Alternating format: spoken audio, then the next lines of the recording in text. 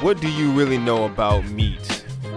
From dollar menu hamburgers to world-class ribeyes, there's a whole world behind the meat aisle and the price you pay per pound.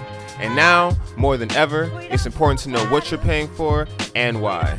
So meet us at Tuskegee for a fresh look behind the butcher's counter. This is Booker's Butchers, an in-depth and educational look into the world of meat.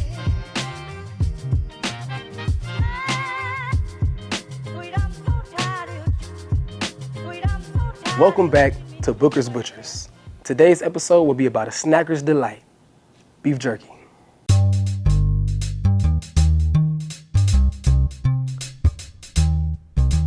Jerky is a popular snack that consists of lean cuts of meat that have been sliced into thin strips, marinated, and then dried or smoked to achieve a dehydrated and preserved form. The result is a shelf-stable, protein-rich snack with a chewy texture and concentrated flavor. Jerky has indigenous roots with the Quechua people, a reference to any of the South American indigenous populations who speak the Quechua language. The largest population is currently in Peru. However, the Quechua people are in several South American countries, including Bolivia, Ecuador, Argentina, Colombia, and Chile. The English word jerky we use comes from the Quechua word charqui. When making jerky, the process of dehydration can reduce the weight to anywhere between half to 2/3 of the original weight of your meat. For example, 3 pounds of raw meat can shrink down to 1 pound. So if you make your own, be sure to have plenty of meat available. For this demonstration, our students will be using 2 methods for creating jerky: store-bought stir-fried meat and custom cuts from a roast. First, the stir-fry. Stir-fry is a meat cut into thin, uniform slices, perfect for jerky.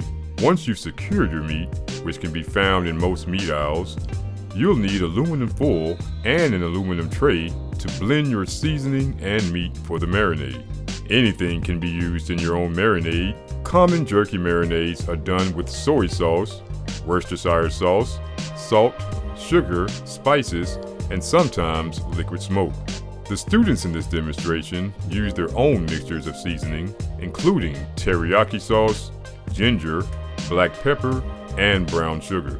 Once seasoned to your specification, all that is needed is to wrap your aluminum pan in aluminum foil and place it in your oven, smoker, or dehydrator. The other method of creating jerky is a bit more time-consuming, but can be a more rewarding experience. With this method, you'll be creating the slices of meat from scratch.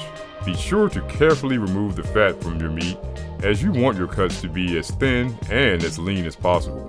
For the students' demonstration, knives were used to trim the meat before it was placed on a slicer. Meat slicers are a butcher's best friend and can be found relatively cheaply online. They're a perfect tool to elevate your meat cooking game. When using a slicer, be sure to read the instruction manual for proper safety and use procedures. Notice how the slices of meat are cut into thick pieces from the roast before being placed on the slicer. Once on the slicer, notice how fine the cuts are sliced into. These will make the perfect slices of jerky. Same as before, once you've sliced your meat, all that's left is your marinade and the weight in the dehydrator or the oven. Simple as 1, 2, 3. A tasty and healthy treat you can make at home instead of buying in store.